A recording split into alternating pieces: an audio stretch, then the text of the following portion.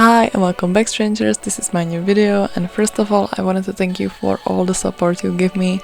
Watching my videos gives me a joy because when I see numbers that are rising, I'm really happy, and I wanted to just say thanks for everything, not for only watching, but even when you give thumbs up or maybe leave a comment.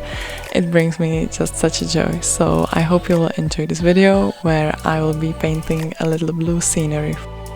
So first of all, for the materials, as with every good watercolor painting, a good paper is a must. A little guide for choosing the right paper for the style you want to do is the paper's weight, which honestly the bigger the better. I think the bare minimum is about 200 grams per square meter, but the one I used is a classic 300 grams per square meter with a rough structure, and you can really see the difference between how the paper absorbs and handles bigger areas of water. So back to the painting. I really didn't have any idea what I actually want to paint. So I started with a big blotch of blue because blue is just my comfort color and I use it whenever I can. But then you kind of see when the main idea for a scenery hit me, and here I saw the potential for a little house and trees, and it all started to come together.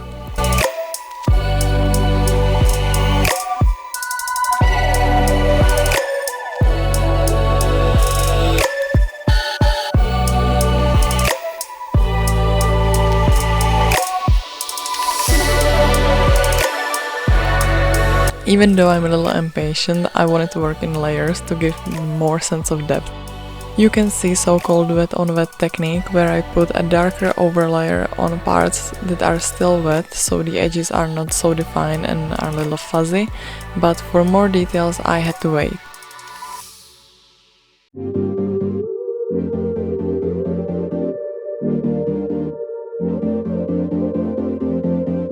Well, the left or right corner looked kind of empty, so that's why I put these little clouds, and I'm curious, do you think it's a sun or is a moon? I can't decide, I'm not really sure. First I thought it would be a moon, but I don't know, it looks kind of something in between. So that's what I put there, because it felt kind of heavy-sided on the left or right, I'm sorry for that. And then I focused more about the little foreground, because it seemed like water, kind of, so that's why I decided to put a little pond there. So as I mentioned, I had to wait a little to work on another layer, and with the details it's not that hard because this wasn't supposed to be anything super or hyper realistic.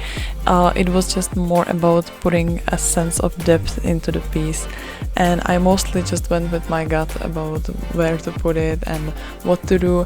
You can see I tried to make some definition of tree trunks and some little details in the house, but I just made things along the way, because I haven't painted with watercolors in some time and I always forget how much I like it, so it's a joy for me to always come back to it. And yeah, I'm kind of sad about it actually, because when I don't paint with them, I actually do forget how nice it feels and how much I enjoy it, and that's what I did. I just enjoyed painting this piece. I'm also not really sure about the background, which is only white. I like the contrast, but I thought if it doesn't maybe look too plain, but I don't know, I'm not really sure. And well, for the final real details I chose a bullet pen, also in the color blue to keep the blue aesthetic, and with that I did mostly the trees around the house and the little pond you will see, and some details on the house.